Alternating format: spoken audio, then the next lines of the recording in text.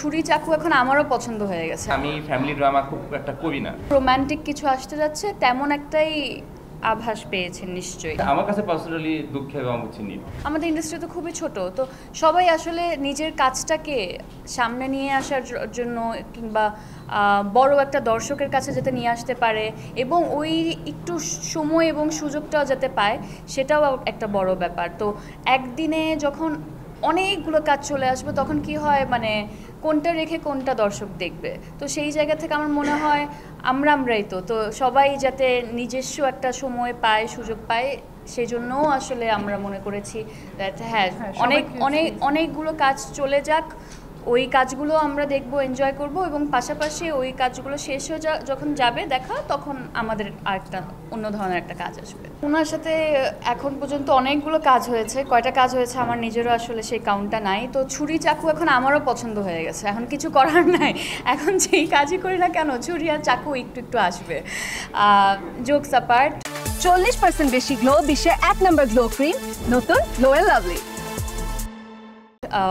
যেটা বলছিলাম, ট্রেলার যখন আপনারা গানটা দেখেছেন তখন নিশ্চয়ই একেবারেই একদম পিওর রোম্যান্টিক কিছু আসতে যাচ্ছে তেমন একটাই আভাস পেয়েছেন নিশ্চয়ই।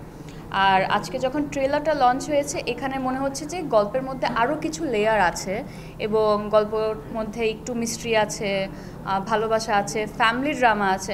এই যে এই সব কিছু যখন আসলে একটা কন্টেন্টের মধ্যে থাকে তখন আসলে আমরা সব ধরনের দর্শক পাই। তো এটাও একটা প্লাস সাইড আমি মনে করি। যারা একটু ভিন্ন কিছু দেখতে চায় তারাও আসলে কাজটা হয়তো বা পছন্দ করবেন। যারা রোম্যান্টিক পোর্শনটা একটু বেশি চান তাদের জন্যও আসলে এখানে রোম্যান্সটাও আছে এবং ফ্যামিলির যেই ডাইনামিক্সগুলো থাকে সেইগুলোও এখানে আছে। তো মোটামুটি বলা যায় আমরা একটা ওই যে বলে না একটা প্যাকেজ নিয়ে আসার চেষ্টা করেছি আর কি। আমি ফ্যামিলি ড্রামা খুব একটা করি না, তো আমার কাজে ফ্যামিলি ডাইনামিক্সটা খুব একটা দেখা যায় না। সো এবার মানুষ এটা দেখবে। এই গল্পটাই হচ্ছে দুইটা পরিবারের আর কি। সো ওই জায়গা থেকেও একটু ভিন্ন কিছু অডিয়েন্স, কারণ আমার কাছে কখনো মানুষ এই ধরনের গল্প দেখেনি। আর রোম্যান্টিকও আমি খুব গ্যাপে করি আসলে, বাট যখনই করি আমি দেখেছি দর্শক খুব পছন্দ করছে। সো ওই জায়গা থেকে ভ্যালেন্টাইনের মৌসুম প্লাস বিঞ্জের সাথে তো সবসময় আমি ভালো কিছুই দেওয়ার চেষ্টা করি বিঞ্জকে। সব কিছু মিলিয়ে আসলে এটা খুবই একটা স্পেশাল প্রজেক্ট। আর আমার কাছে মনে হয় মানুষ সেটা দেখলে রিলেট করতে পারবে গল্পটার সাথে, অনেকেই বিভিন্নভাবে। মানে মনে হবে এটা তো আমার জীবনেরই গল্প, এতটুকু আমি বলতে পারি। না, এটা তো আমরা কেউই বের হতে পারবো না। আমাদের মধ্যে যেমন ভালো দিক আছে, খারাপ দিক আছে, আমাদের মধ্যে ভালোবাসা আছে, আবার প্রতিহিংসাও আছে। সো যেহেতু আমার এই ছবি তো মানুষেরই গল্প, সো এখানে সব কিছুই পাবেন। আর শেষ পর্যন্ত কি হবে সেটা তো আসলে দেখেই আপনি কাজটা দেখলে বলতে পারবেন। আমি যখন ছোট ছিলাম তখন মানে হুমায়ুন স্যারের কাজ যখন আসতো, এটা পার্টিকুলার একটা টাইপের কাজ হতো, যেখানে পরিবারের অনেক সদস্য থাকতো, একটু থাকে না সুন্দর গান থাকতো, তারপর হচ্ছে রোম্যান্স থাকতো, মানে ওটা একটা নির্দিষ্ট একটা ছক ছিল। সো আমি ট্রাই করেছি ওই ছকে, আমি জানি ওটা সম্ভব না, হুমায়ুন স্যারকে কখনোই আসলে সম্ভব না, উনি ধরাছোঁয়ার বাইরে, বাট আমি চেষ্টা করেছি, অ্যাজ আমি ওনাকে নিজের মেন্টর মনে করি, কি এই কাজটা দেখে যেন মানুষ ওই ফিলটাও পায় কি আচ্ছা হুমায়ুন আহমেদ স্যারের কাজগুলো তো যখন দেখতাম এরকম একটা হতো, একটা নস্টালজিয়া যেন আসে মানুষের ভিতরে, সেই চেষ্টাটা ছিল।